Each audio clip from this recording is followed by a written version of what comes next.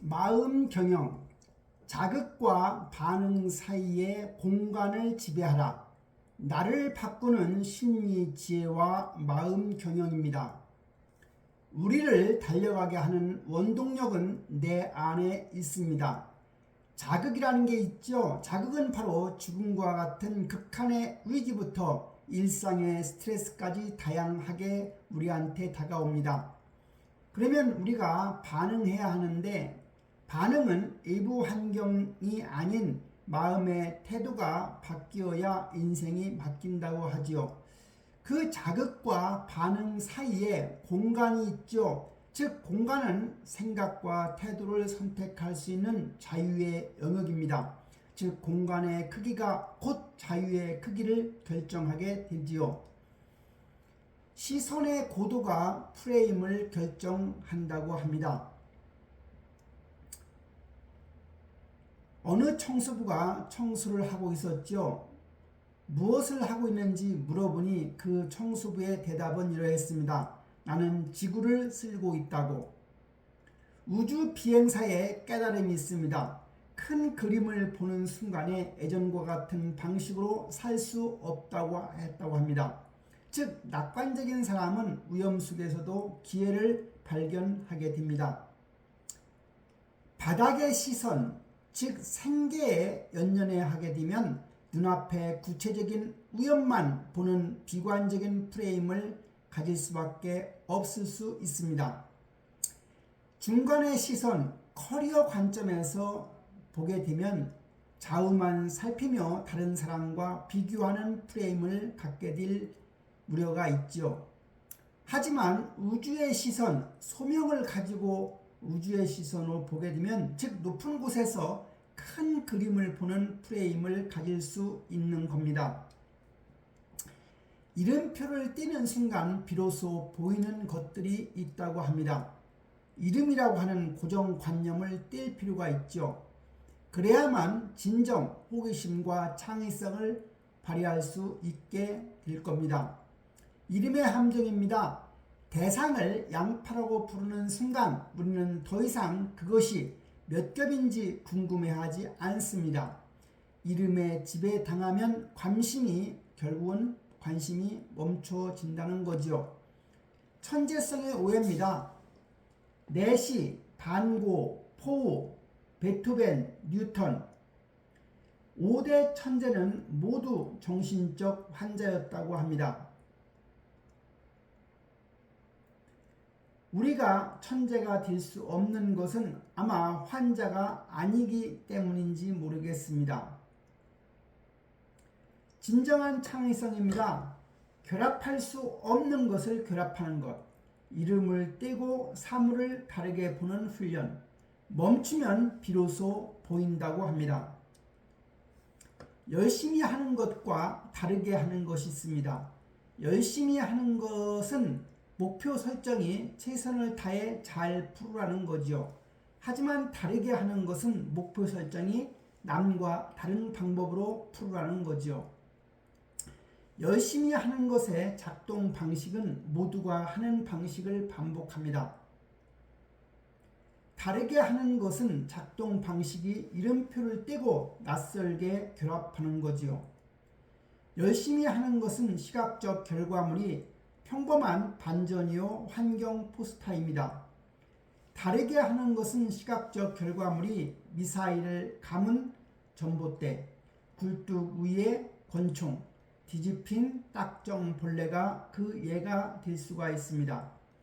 모두가 열심히 하기에 단순히 열심히 하는 것은 더 이상 의미가 없다는 것입니다. 스스로를 몰아붙이는 동력, 드리븐입니다. 즉 내가 미쳐야 미치는 겁니다. 90세의 세계적인 첼로 거장이 매일 3시간씩 연습을 하는 이유가 있다고 합니다.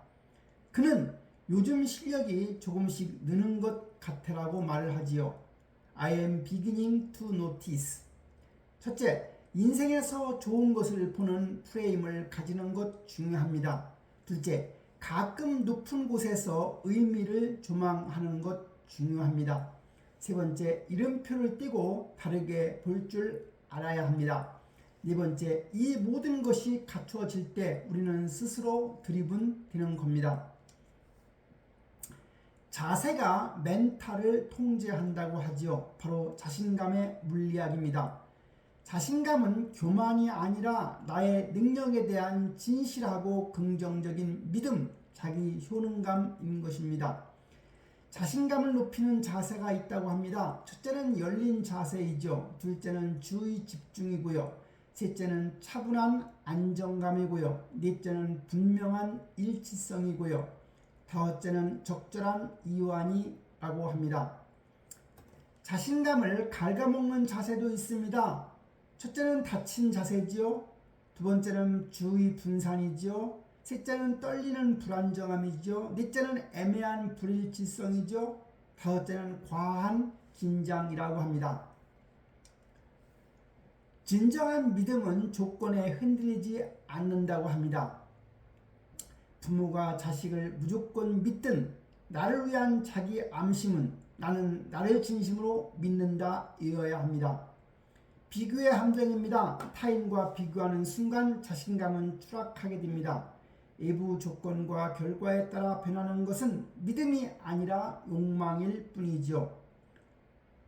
유일한 벤치마크는 오직 어제의 당신과 오늘의 당신만을 비교하는 일이지요. 실수와 수용입니다. 질책이나 실수가 있어도 괜찮아라며 잊고 다시 시작하라는 겁니다. 질책조차 성장의 밑거름이 되어야 하는 거지요. 스트레스의 진짜 정체입니다. 무의식적인 현실 도피가 있습니다. 가현실이라고 하는 것은 통제 가능한 TV나 게임이나 SNS나 애완견으로 숨깁니다. 즉 즐거움으로 착각하는 거죠. 과거는 상처로의 회피입니다. 미래는 현재를 벗어나기 위한 과도한 계획이나 꿈이나 걱정이고요.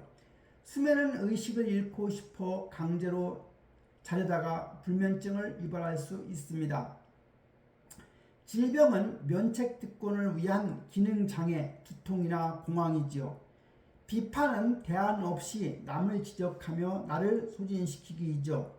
자살은 극단적이고 최종적인 도피인 겁니다. 현실의 부담은 애무나 질병, 인간관계, 상실, 책임감 등입니다. 생각만 하는 것이 어렵고 행동하기가 훨씬 쉽습니다. 현실 도피와 현실 맞서기가 있죠. 현실을 도피하게 되면 특징은 내 마음대로 통제하려는 환상입니다. 하지만 현실 맞서기는 특징이 있는 그대로의 현실을 인정하는 거지요.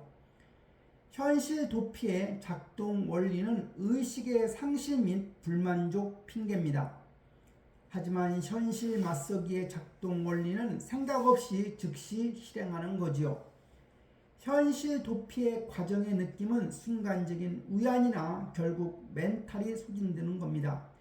하지만 현실 맞서기를 하게 되면 과정의 느낌이 초기에는 저항감이 있지만 이후에 편안함을 갖게 됩니다. 현실 도피의 최종 결과는 우울증이나 공황이나 불면증으로 이어지지만 현실 맞서기를 하면 최종 결과는 성공의 경험이나 자존감을 획득할 수 있는 거지요. 뇌를 이기는 가장 완벽한 방법은 3초 룰입니다. 합리화할 수 있는 시간을 뇌에게 주지 말라는 겁니다. 주저하는 순간 뇌에게 설득당한다고 하지요. 즉 3초를 세고 즉시 실천하는 겁니다. 첫 번째는 파악입니다. 현실을 정확히 아는 거지요. 두 번째는 수용입니다. 그 현실을 받아들이는 거고요. 세 번째는 질문입니다. 내가 진짜 원하는 것이 무엇인지 묻습니다. 넷째는 단순화입니다. 이 상황에서 쉽게 할 방법을 찾는 거죠. 다섯째는 결정입니다. 태도와 행동을 일치 혹은 불일치시킬지를 결정하는 겁니다. 여섯 번째는 검증입니다. 그 결과가 나에게 이로운가를 보는 거지요. 우리를 지키는 최후의 힘은 바로 자존감입니다. 자존감의 본질이라 함은 나 자신을 존중하는 심리 상태입니다. 비교하지 않고 있는 그대로 나를 소중하게 생각하는 것을 우리는 자존감이라 합니다. 두 번째는 진정한 긍정입니다. 잘난 부분뿐만 아니라 나의 못남까지 모두 수용하는 것이 바로 진정한 긍정이지요. 세 번째는 고통의 선물입니다. 고통을 감내하고 맞서 싸운 사람만이 얻을 수 있는 가장 인간적이고 강력한 무기이지요. 자존감을 높이는 6가지 마음 경영 원칙이 있습니다. 첫째는 솔직함입니다.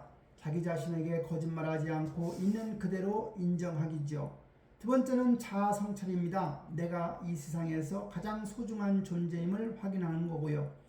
세 번째는 자기애입니다. 심장이 뛴다는 것 자체가 대단한 능력임을 깨닫기, 즉 스스로를 위로하는 겁니다.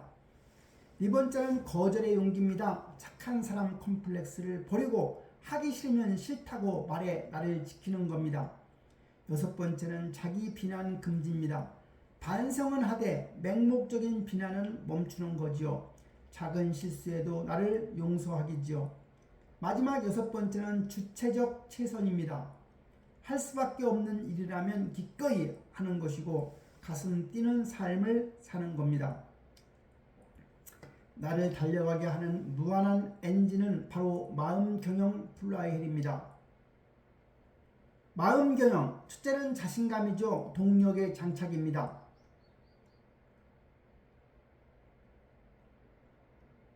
나와 비교하며 스스로를 진심으로 믿는 겁니다. 두 번째는 자신감입니다. 동력의 정착으로 어제의 나와 비교하며 스스로를 진심으로 믿는 거지요. 맞서기입니다. 행동의 폭발이죠. 도피의 충동을 3초 안에 끊어내고 직면하는 겁니다.